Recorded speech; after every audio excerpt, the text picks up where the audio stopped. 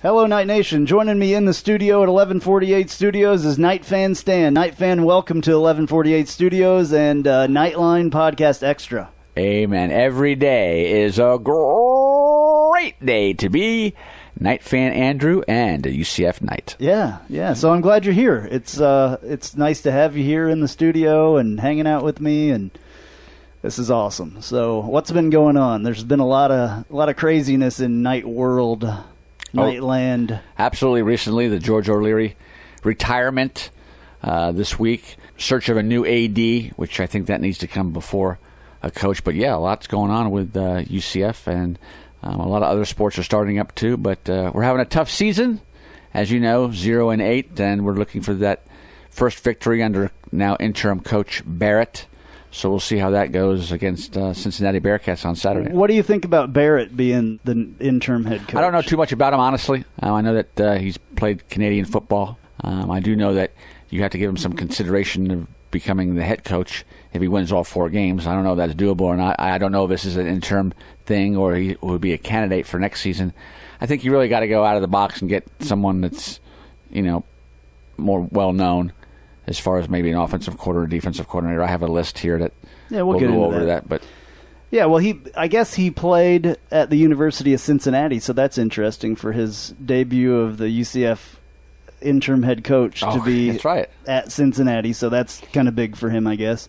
And then as well, he was a player and a head coach in the CFL, which is pretty cool. Mm-hmm. So he has head coaching experience, and he's really the only one on the staff that has head coaching experience, and that was one of the reasons why I think that he was chosen. Also, he was chosen, obviously, to make a little bit of a statement, I think, to Brent Key. Right. Knowing that he's not going to be the head coach. Right. So. And that's, a big issue here as well, because there's a huge payment now that has to go to Brent Key because he is not the head coach. I don't know if you know, but there was a contract that he had, so $700,000 he has to get now. It's not a bad deal. Yeah, it's a great deal for him. It's a bad deal that UCF signed something like that. But a lot of teams do it. A lot of colleges do it. They have these back-end deals to keep him there or entice him to coach at a university. I've listened to a couple of interviews with Coach Barrett, and he seems motivated, his attitude. He speaks well.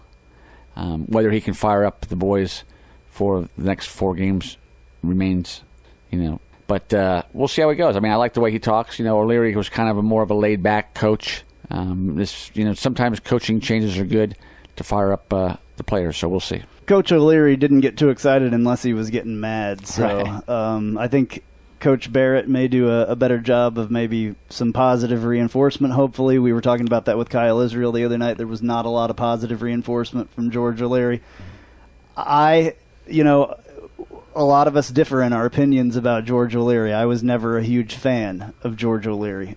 Honestly, going all the way back to the Notre Dame situation and all that, that's when I first, knew of Coach O'Leary. But he's done wonderful things here at UCF. Mm-hmm. Absolutely wonderful things. Well, I am a George O'Leary fan. Right. I always have been. I don't like to, I'm always positive about UCF athletics and the direction they're going, but you can't hide his accomplishments at UCF, and we'll go over this real quick here. Conference USA champions 2007, 2010. Conference USA Eastern Division champions in 2005, 07, 2010, and 2012.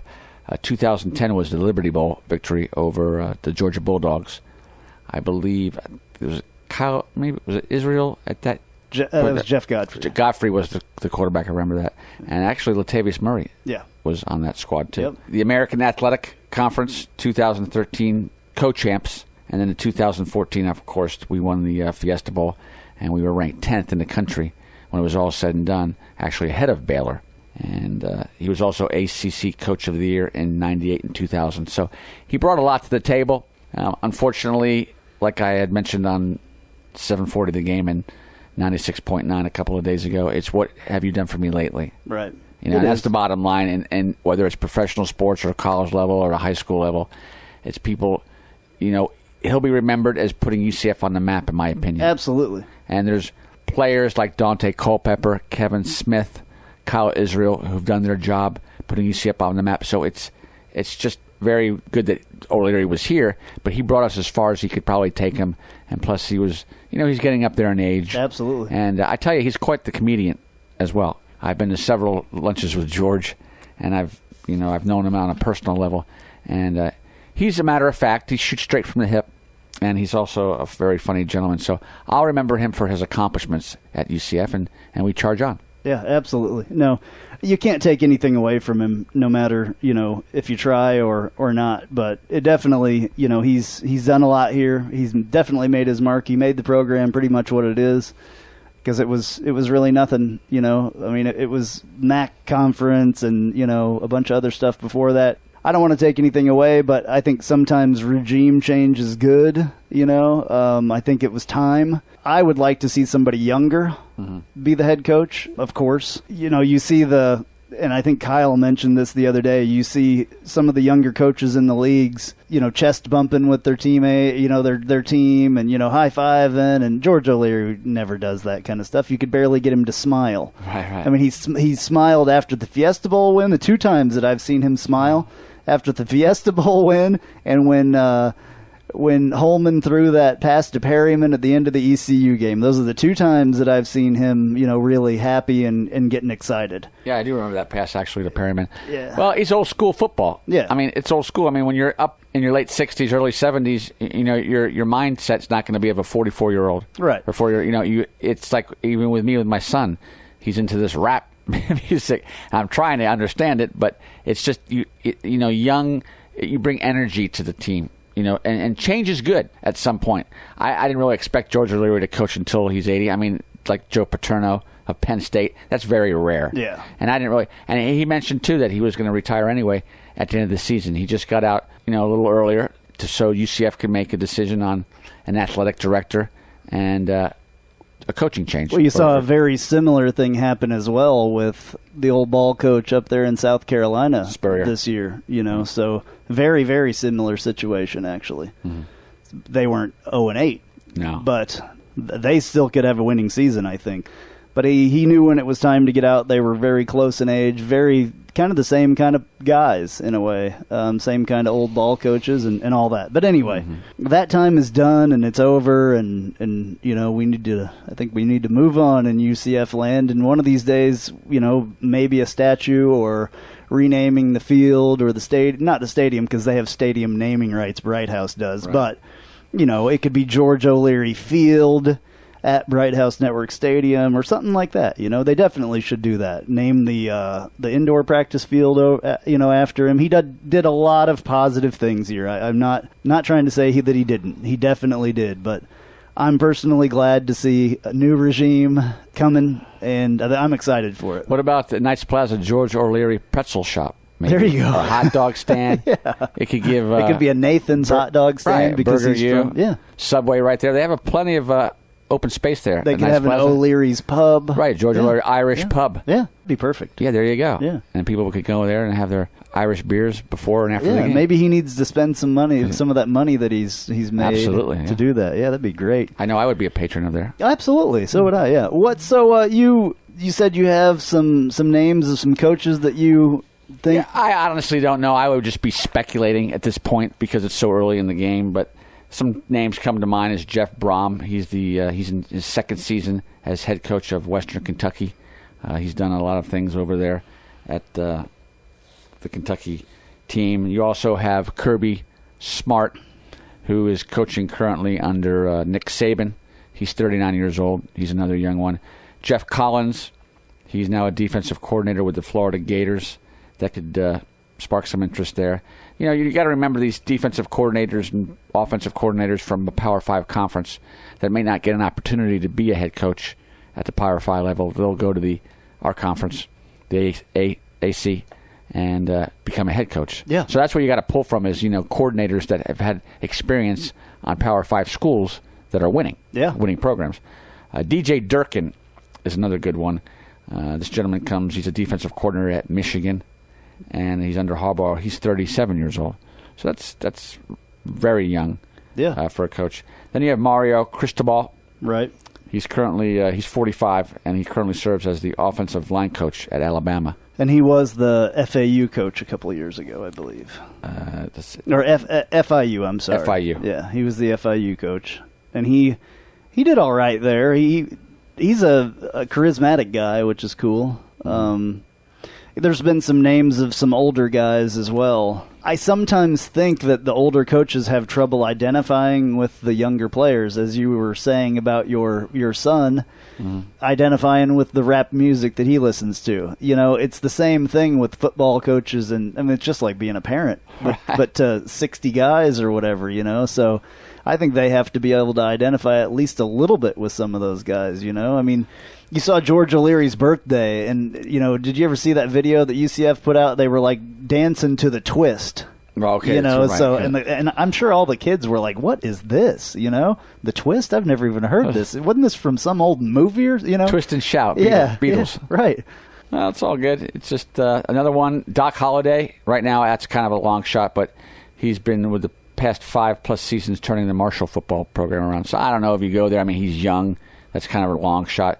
PJ Fleck, also, he has risen fast during the brief time at Western Michigan, and he's taken the Broncos to a 1-win season in 2013 and 8 wins in 2014. So there's, you know, a long list. You got Billy Gonzalez. He's also Mississippi State's co-offensive coordinator. So I kind of think, you're going to have to go Power 5 and get a defense or offensive coordinator somewhere, somebody young. I don't think you're going to get like a well-established, obviously, coach like Steve Spurrier to come here. No. I mean, there may be, you know, somebody that's maybe been out of coaching for a couple of years or something out there. Sometimes those people like to come back. One person that I personally kind of like, who's doesn't have a job right now because he was just fired as the Iowa State offensive coordinator, Mark Mangino. Okay. That was the Kansas coach a couple of years ago, and he led the Kansas Jayhawks, which is my alma mater, to the Orange Bowl a couple of years ago and beat Virginia Tech in the Orange Bowl. He got fired from Kansas because he supposedly choked a player or something like that, but he was one of the most successful coaches we've ever had there. And he just got fired at Iowa State. I don't know what the situation was there, but he's available. He comes from the Bill Snyder coaching tree, who the coach from Oklahoma, I can't remember his name right now, unfortunately, but lots and lots of coaches in the NFL and in college football. It's one of the longest coaching trees that's around there because he's the oldest coach, and Bill Snyder is the oldest coach in college football.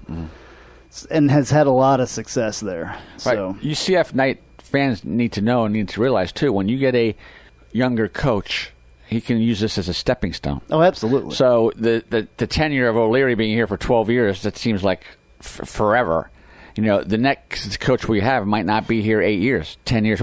They might use this as a stepping stone because when you build a program, then you get another call. And it's all about, you know, contracts and money. It's big business. Well, there could be a lot of exciting things that come out of this as well. That a lot of people, you know, have seen happen around here that they particularly didn't like or something. There could be things like names on back of jerseys. That was a big subject on the message boards this week, and I actually asked Kyle Israel about that as well because it was when I asked my girlfriend Tina.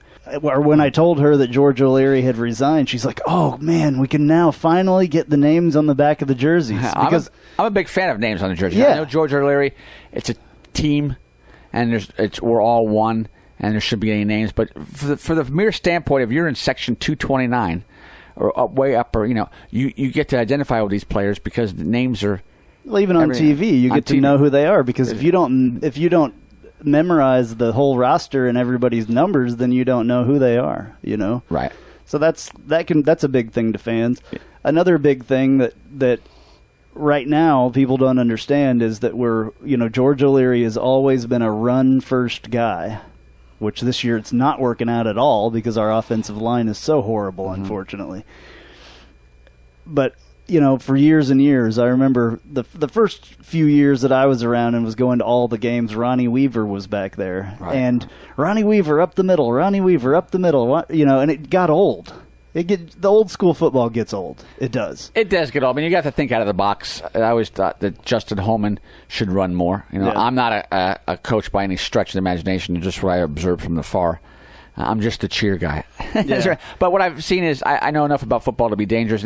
The difference between Stanford game, it was kind of tight there in between. But what Stanford did is they made adjustments at halftime and they started running the ball. Right. But not the running back. It was the quarterback who started running. Right. And he would chip away at 30 yards, 40 yards, 50 yards, just enough to get them close. And they adjusted at halftime. And when you have a running quarterback, that makes the wide receivers honest. And you pull back, okay, what's this guy doing? Same thing for the Houston game. Ward, the quarterback Ward, which we won last year when he fumbled in the end zone. Remember that play where he went in and then UCF eventually won that game. But again, what Houston did is they adjusted at halftime, and he started running a little more. And I think he was the leading rusher on the team, in fact. And the stat before the game, which I was checking online, he scored 14 touchdowns by himself. So that should tell you something that you should take off running. I thought a lot of times I've seen Holman where he could get first downs.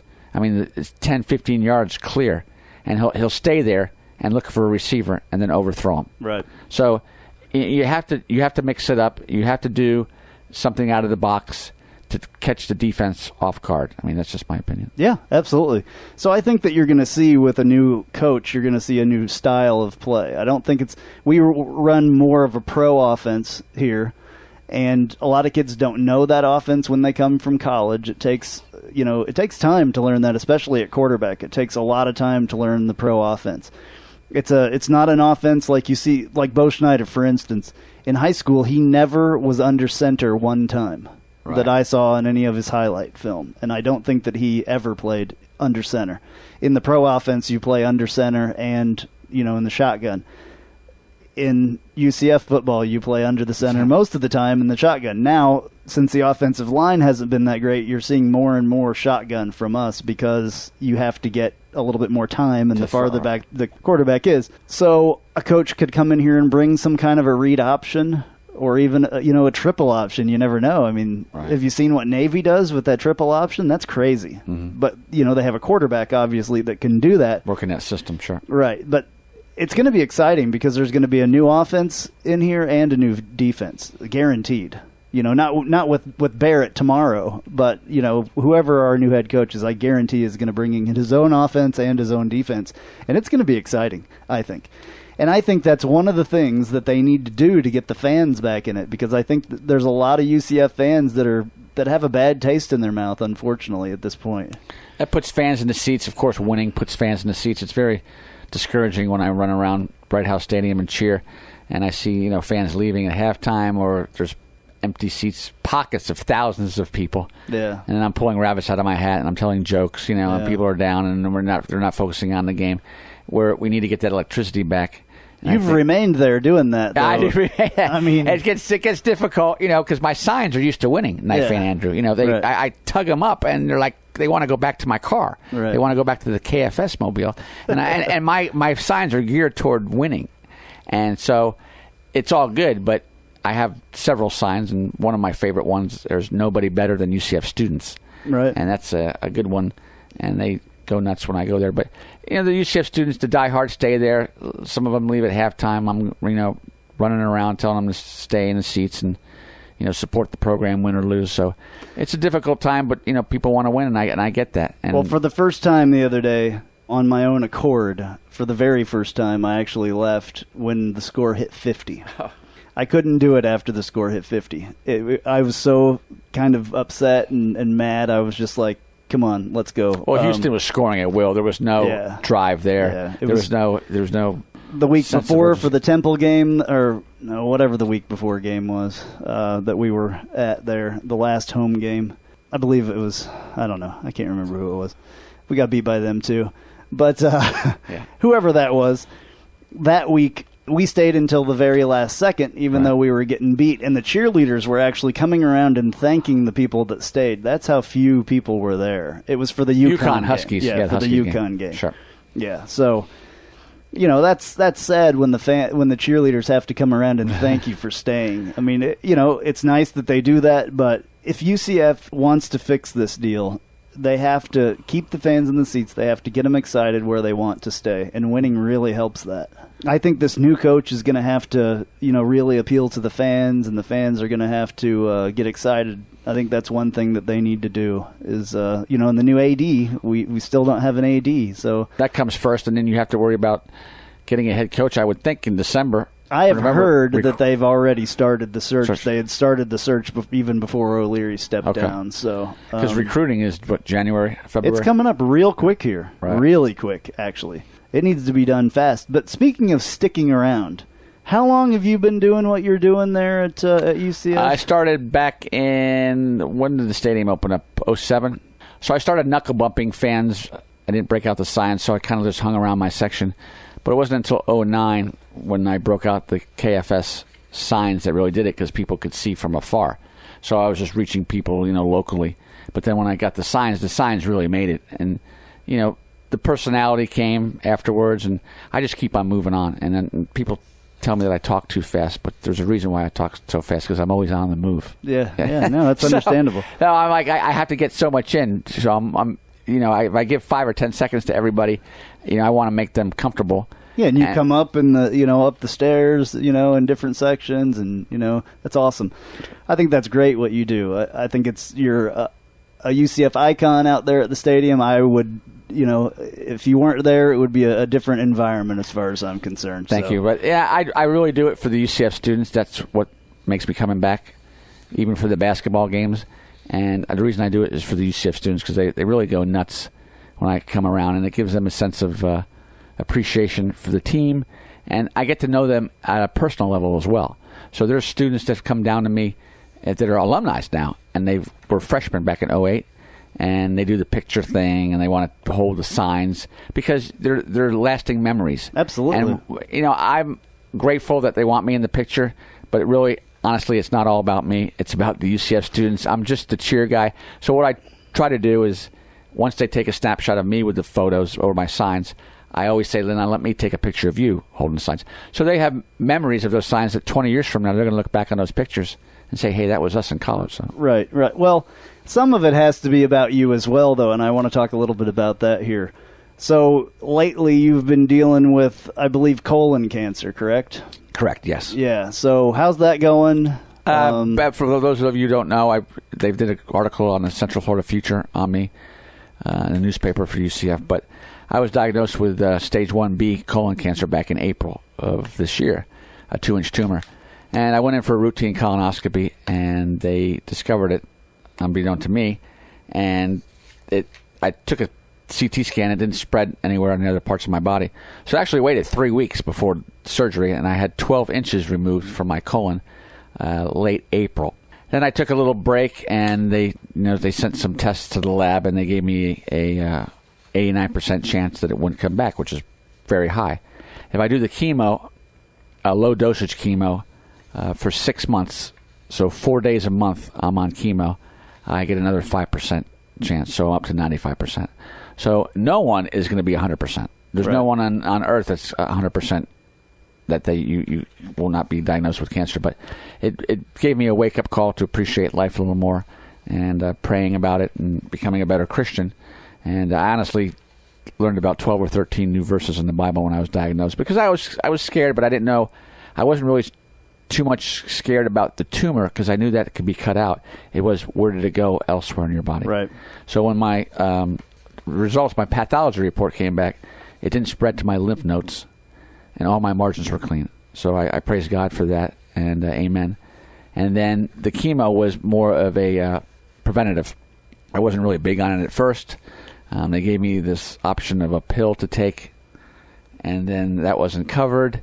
So I went for the port deal, which every 2 weeks I go in, and they give me a low-dose chemo, and it's a pump that goes to my port for 46 hours, and I just got off it today. So I always walk out of the hospital, and I always text my wife and tell her that I'm free. Yeah. Because that's a pain carrying that around for 46 hours. I don't know if I could do it for much longer, but yeah. I was off at the first treatment during the Furman game That was my first treatment. I'm sure they have a bell at your chemo place, right? Where at the end. When you end, you get to ring that bell. You get to ring the bell, everybody exciting. claps. I work in a hospital. I work in an emergency room, but our emergency room also has a chest pain center that actually shares space with the infusion center at my hospital. Right. So I hear that bell go off, and we all always go over there and clap because it's a huge deal for people to get done with chemo and to get over their cancer and all that stuff. Absolutely. I think that you should get another sign. I think that you should make one urging people to get their colonoscopy. There you go. Seriously, there's a lot of older fans out there. People seriously need to do it, and you would be a great spokesperson. I've already had 4 or 5 friends and family members go in for a colonoscopy since my diagnosis. So it's not something that anybody wants to do. It's an easy procedure. I've had worse surgery than the dentist office, honestly. Right. And you're not even awake. It's all the prep that you do beforehand. Right. That's the. But if I could write, if I could get a crappy part, I'll say. Yeah, yes. I don't like to say that other word on here. I could put a sign that says KFS says get your colonoscopy today. Absolutely, you should. There you go. Because I mean, why not? You're a person that everybody knows, and that's exactly what they need. Right. It would be somebody that I don't know. That's save a life.